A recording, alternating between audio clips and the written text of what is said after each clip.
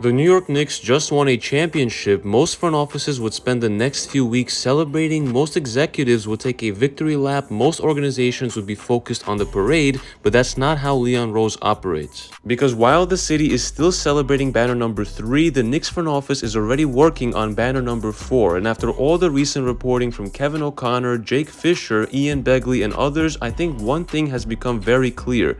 The Knicks are not approaching this draft like a typical championship team.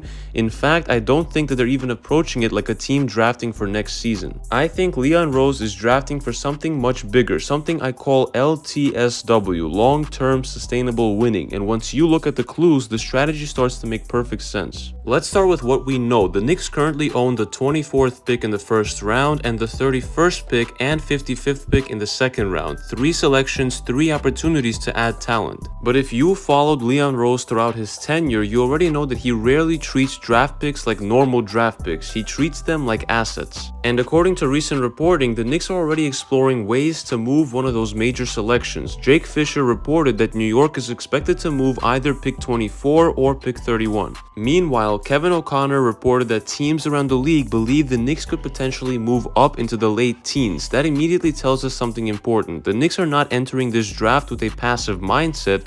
They are looking for value, they are looking for flexibility, and they're looking for ways to extend their championship window. This is where fans sometimes get confused, because when a rebuilding team drafts, they're searching for a savior, they're searching for a future star, and they're searching for someone who can change the direction of the franchise. The Knicks do not need that anymore. They already have their 2 superstars and the rest of the starting 5. They already have a championship core, so the draft is not about finding the face of the franchise, it's about maintaining the runway. Because the second apron era punishes teams that get expensive, and championship teams survive by continuously finding cheap contributors. That's why this draft matters for us. Not because the Knicks need immediate help, but because they need future help. Now let's talk about the most interesting rumor, the possibility of moving into the late teens. If Leon Rose identifies a player that he absolutely loves along with his scouts, do not be surprised if he gets aggressive. And there are several names connected to that range. Chris Cenac, Christian Anderson, Morez Johnson, Jayden Quaintance. These are not safe prospects, these are upside bets. These are the types of players that championship organizations can afford to gamble on because they do not need immediate production. The beauty of drafting after winning a title is simple.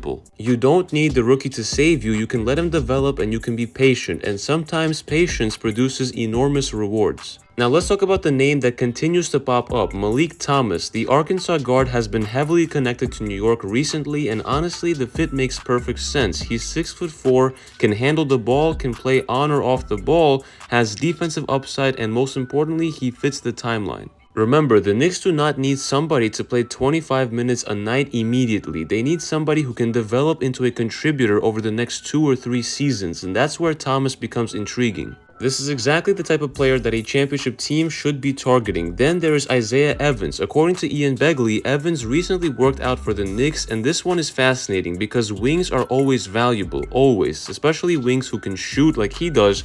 The NBA never has enough of them. Evans has size, length, and shooting ability at an elite level, and a clear developmental pathway. When I look at this roster, Evans feels like the kind of player who could eventually earn trust within Mike Brown's system. Maybe not immediately, but down the road. And again, that's the entire point. This is not about next week, this is about the next championship window. Here's where I think the conversation gets really interesting, because this draft is not actually about Meleek Thomas, it isn't about Isaiah Evans either, it is not even about the pick 24 that the Knicks have.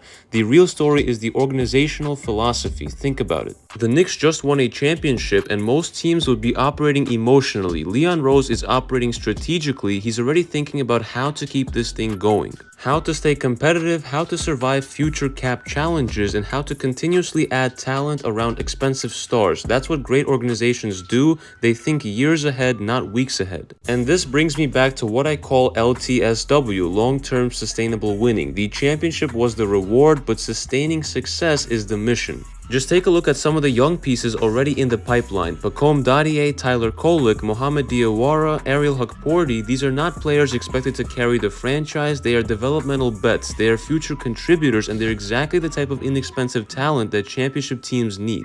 And that's why I think this draft will be far more strategic than fans expect, and if you're building a championship legacy, it's time to commemorate this season properly.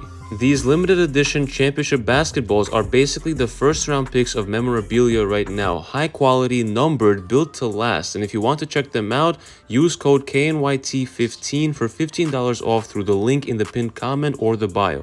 Now back to the future of this team, because I think the biggest takeaway from all of this is that the Knicks are acting exactly how champions should act. The championship parade will come and go, the celebrations will eventually end, the banners will hang forever, but the work never stops. And that's why I love everything that we're hearing right now, because while the rest of the NBA is reacting to the Knicks winning a championship, Leon Rose is already thinking about how to win another one. Maybe it's a move up in the draft, maybe it's a move down, maybe it's a move out of the draft entirely, maybe it's Meleek Thomas, maybe it's Isaiah Evans, and maybe it's a prospect that nobody is talking about yet.